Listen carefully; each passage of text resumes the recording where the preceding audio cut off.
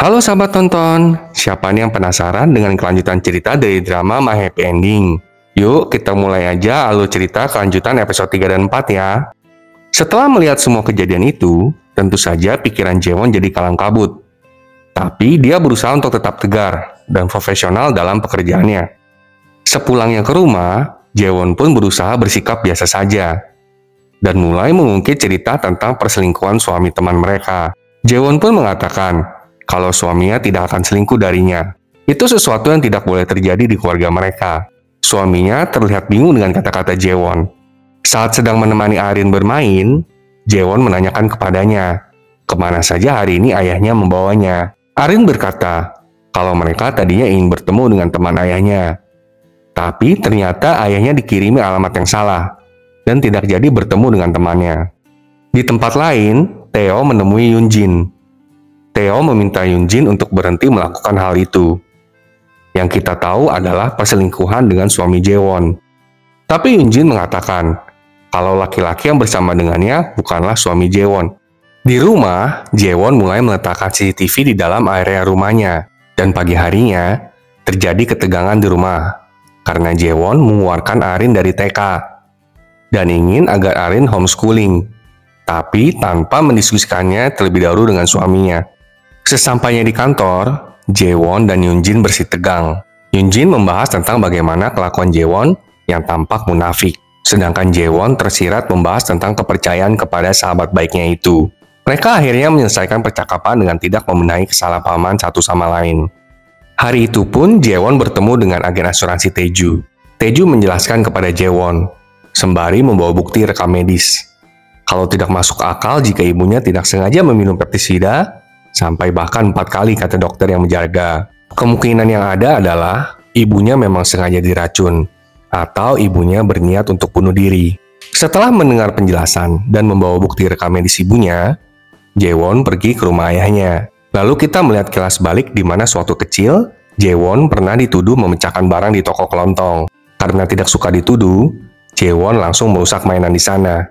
Ayahnya Pak Seo menjemputnya. Dan tidak hanya itu, ayahnya juga membela Jaewon. Kembali ke masa kini, ayahnya terlihat senang bertemu dengan Jaewon.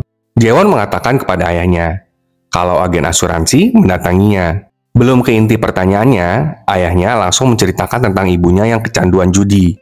Ibunya saat itu mengancam ayahnya, agar memberikannya uang. Kalau tidak, ibunya akan meminum pestisida. Dan hal itu terus-menerus berlangsung hingga ibunya meninggal. Bahkan ayahnya berkata, kalau dengan uang asuransi ibunya, dia melunasi utang-utang ibunya.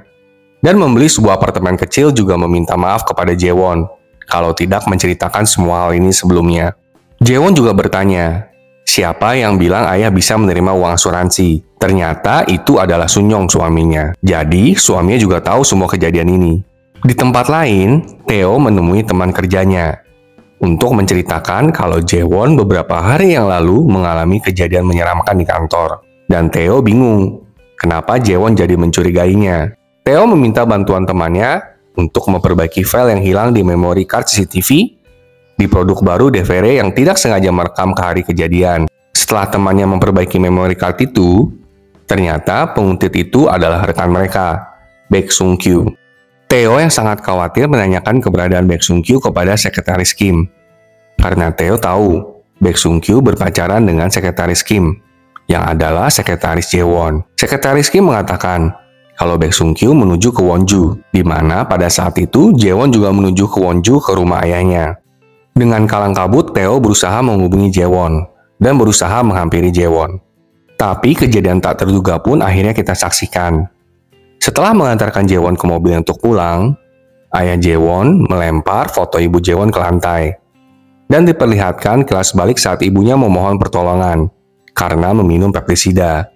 Ayah Jaewon hanya memandanginya saja. Theo benar-benar ngebut untuk menghampiri Jaewon.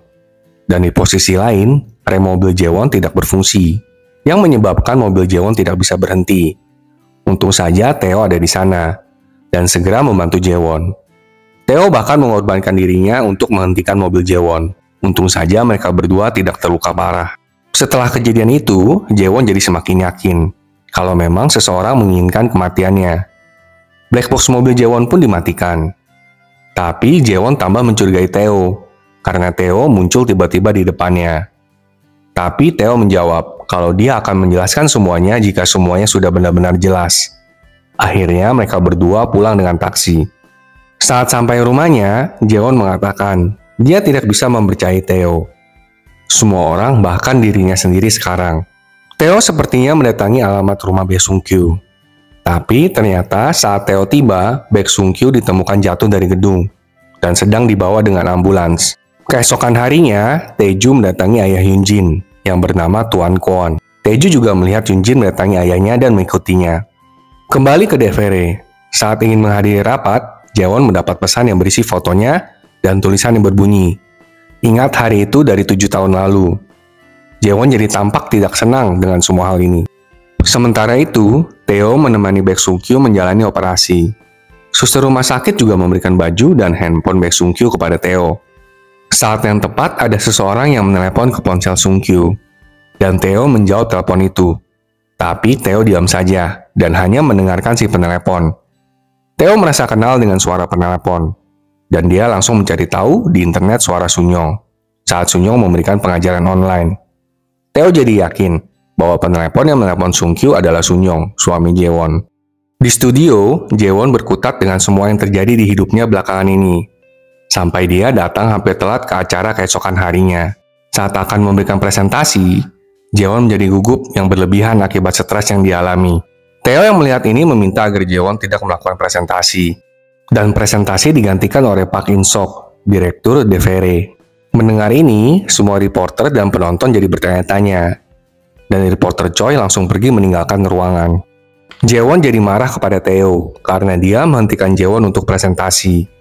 Dan Jaewon mulai meracau tidak jelas. Theo kemudian mengingatkan Jaewon, apakah Jaewon sudah meminum obatnya hari itu. Jaewon tertegun mendengar pertanyaan itu, dan makin bingung dengan siapa Theo sebenarnya. Sementara itu, psikiater Jaewon, Cho Suk-kyung, pergi untuk merawat Jaewon. Jaewon juga mengatakan kalau sepertinya Theo tahu kalau Jaewon mengidap bipolar. Keesokannya, anaknya Arin ingin kembali ke TK. Dan Jaewon mengatakan kepada Arin kalau dia berjanji akan mengembalikan Arin ke TK setelah 10 hari. Saat hendak pergi bekerja, Jaewon memperingatkan suaminya agar tidak membawa Arin keluar rumah. Dan saat di luar rumah, Jaewon bertemu dengan tetangganya. Tetangganya bercerita tentang pertemuannya beberapa hari lalu dengan suami Jaewon, yang menurut si tetangga, suami Jaewon agak berbeda dari biasanya. Tampak seperti tidak mengenali tetangganya itu, padahal biasanya tidak begitu. Saat memeriksa CCTV yang dipasang di rumahnya diam-diam, Jaewon melihat suaminya dan anaknya sedang main berdua. Tapi tiba-tiba suaminya dengan pakaian yang sama menghampirinya ke kantor. Jaewon sangat amat kaget dan langsung meninggalkan kantor. Melihat reaksi Jaewon yang seperti itu, suaminya menawarkan diri untuk menyetir mobil Jaewon. Di perjalanan, Jaewon menelepon pembantu rumah tangganya agar datang sekarang juga ke rumah Jaewon untuk memeriksa Arin. Sesampainya Jaewon di rumahnya, dia menemukan Arin sudah tidur, dan pembantunya pun berkata kalau dia sudah di sana selama 20 menit, dan tidak melihat siapapun selain Arin. Sunyong bingung dengan perilaku Jaewon, dan terus bertanya sebenarnya ada apa. Dan suaminya berkata kalau dia mendapatkan pesan dari Jaewon yang berisi suaminya disuruh datang menemui Jaewon di kantor, dan Jaewon sudah memanggil pembantu untuk menemani Arin.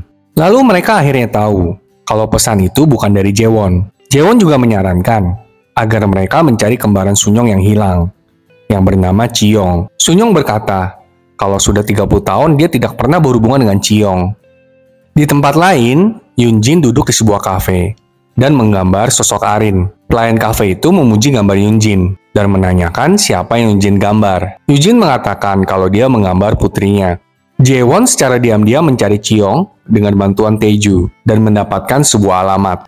Di tempat lain, Theo ingin memastikan kecurigaannya terhadap suami Jaewon. Jadi dia meminta temannya lagi untuk mencari tahu identitas asli penelepon yang menelepon Baek Sung-kyu. Temannya berkata kalau foto identitas penelepon itu adalah suami Jaewon, tapi namanya tertulis Heo Chiyong. Lalu Theo jadi ingat kalau sewaktu dia berbicara dengan Yunjin, Yunjin menjelaskan kalau Yunjin mengencani saudara kembar Sunyong yang bernama Chiyong. Jaewon sampai di sebuah tempat yang diberikan oleh Taeju, yang dianggap sebagai tempat tinggal Chiyong. Tapi seorang tetangga di sekitar rumah Chiyong menyapa Jaewon. dan mengatakan kalau Chiyong sudah lama tidak tinggal di situ dan menyarankan Jaewon ke klinik Seorin yang menurut tetangga, Chiyong sakit parah dan sering ke klinik itu. Tapi Jaewon pulang ke rumahnya karena Arin sakit dan saat Jaewon pulang, suaminya seperti tampak dingin kepadanya. Jaewon akhirnya mengetahui soal kecelakaan Baek Sung-kyu dari sekretaris Kim dan Jaewon menemui Tae-oh untuk menanyakan kejelasannya. Tae-oh akhirnya menjelaskan kalau Sung-kyu lah yang hari itu menyerangnya di kantor dan Heo Chiyong yang menelepon Sung-kyu saat Sung-kyu di rumah sakit. Mendengar itu semua, Jaewon mulai panik, lalu mendatangi sebuah kafe dan saat ingin mengambil kopinya, dia mengingat semua kejadian yang terjadi, lalu menjatuhkan gelas kopi itu. Jaewon bahkan dengan sengaja melukai dirinya dengan pecahan gelas kopi, seperti yang dia lakukan di masa lampaunya. Kemudian kita melihat masa lampau Jaewon saat sekolah. Namanya dulu ternyata So Hyun-jin. Dia memang suka melukai dirinya dengan cutter, dan Kwon Yoon-jin lah yang mendekatinya saat itu. Dari situlah akhirnya mereka menjadi teman. Suk-hyung datang menghampiri Jaewon, mengobati Jaewon dan meminta Jaewon untuk terus meminum obat bipolarnya. Tae-ju juga menyelidiki klinik Seorin yang disarankan oleh tetangga Chiyong. Dan informasi yang didapatkan adalah Chiyong menderita penyakit paru-paru, tapi tidak ada wali yang membantunya. Dan keadaan Chiyong memburuk. Lalu dia pindah ke sebuah panti perawatan. Tapi seseorang seperti suami Jaewon membuntuti Tae-ju. Saat Sun-young pulang ke rumah, dia melihat kalau Jaewon memasang CCTV di rumahnya. Sun-young mulai merasa sesak dengan perilaku perubahan emosi Jaewon yang seperti roller coaster. Tapi Jaewon mengabaikannya. Jaewon mendatangi Yoon-jin dan meminta Yoon-jin memperkenalkan pasangan barunya kepada Jaewon. Tapi Yoon-jin berkata, kalian pasti akan kaget kalau dia memperkenalkan pasangannya. Tae-oh mendatangi Sun-young di universitas tempat Sun-young mengajar dan melihat foto Sun-young bersama dengan Baek Sung-kyu. Sun-young menjelaskan kalau Sung-kyu masuk Devre karena rekomendasi dari Sun-young. Tapi Tae-oh menceritakan kalau Sung-kyu sekarang di rumah sakit karena jatuh dari gedung. Sun-young kaget mendengar hal itu dan jadi teringat akan kelas balik di mana Sung-kyu menelepon Sun-young untuk menceritakan sesuatu yang berhubungan dengan Jaewon. Jadi benar, yang menelepon ponsel Sung-kyu saat Tae-oh yang mengangkat teleponnya adalah Sun-young. Lah, tapi kok pas teman Tae-oh mencari tahu penelpon Sung-kyu, saat itu atas nama Chiyong ya? Direktur Devre, Park Ling-sok mendatangi Tuan Kwon dan melaporkan kalau Jaewon akhir-akhir ini berubah dan itu mempengaruhi penjualan. Park Ling-sok ingin agar Tuan Kwon mengambil tindakan, tapi Tuan Kwon mengatakan kalau Jaewon itulah Devre yang intinya Tuan Kwon membela Jaewon. Pagi harinya, Jaewon dan keluarganya mengikuti acara ragam yang merekam kegiatan keluarga mereka. Di tempat lain, Tae-ju seperti memeras mantan juniornya dulu. Saat Tae-ju menjadi detektif untuk membantu Tae-ju mendapatkan informasi. Juniornya mengatakan hal yang tidak enak yang membuat Tae-ju memukulinya. Tapi seseorang reporter seperti yang reporter Choi mendokumentasikan apa yang Tae-ju perbuat. Tidak sampai di sana, Tae-ju juga mendesak mantan juniornya itu untuk menemukan Chiyong. Bahkan sampai mengancam akan membunuh juniornya itu. Penjualan Devre pun meningkat karena acara ragam keluarga Jaewon di televisi. Sekretaris Kim yang masih sedih akan keadaan Sung-kyu menanyakan kepada Tae-oh tentang bagaimana hasil setelah polisi menyelidiki hal ini. Karena Sekretaris Kim tahu kalau Sung-kyu tidak mungkin melakukan bunuh diri. Sekretaris Kim juga jadi teringat kejadian yang dia rasa agak aneh saat dia melihat Sung-kyu menerima telepon dan terlihat sangat marah. Tae-ju mengirimi alamat rumah perawatan Chiyong kepada Jaewon, dan Tae-oh mengantar Jaewon ke rumah perawatan itu. Keesokan paginya, Jaewon mulai minum obatnya lagi, dan merencanakan tentang pembukaan gudang baru Devre yang tertunda, bahkan ke TK Arin untuk menjemputnya. Jaewon menitipkan Arin kepada ayahnya. Setelah itu, Jaewon dengan sengaja mendatangi apartemen baru Yoon-jin, dan mengajaknya makan malam bersama dengan ayah dan ibu Yoon-jin. Tidak sampai di sana, Jaewon juga mengundang suaminya Sun-young untuk bergabung dengan mereka.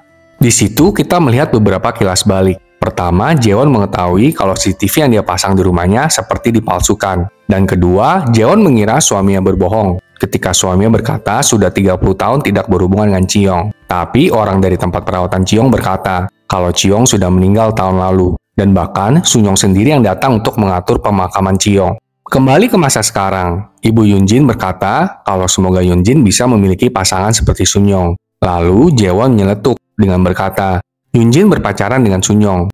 Ayah dan ibu Yoon-jin langsung kebingungan. Tapi Jaewon kemudian berkata, maksudnya adalah seseorang yang mirip dengan Sun-young. Dan menanyakan kepada orang tua Yoon-jin, apakah Yoon-jin belum memperkenalkan pacarnya itu.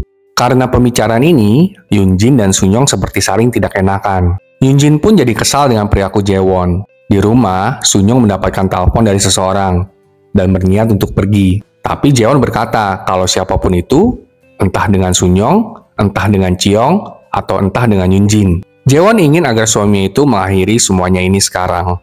Wah, ini gila sih. Sebenarnya suami Jeon itu Chiong apa Sunyong sih? Bener-bener masih bertanya-tanya apa yang terjadi sebenarnya di masa lalu mereka semua. Penasaran? Jangan lupa saksikan minggu depan ya sahabat nonton. Sampai jumpa!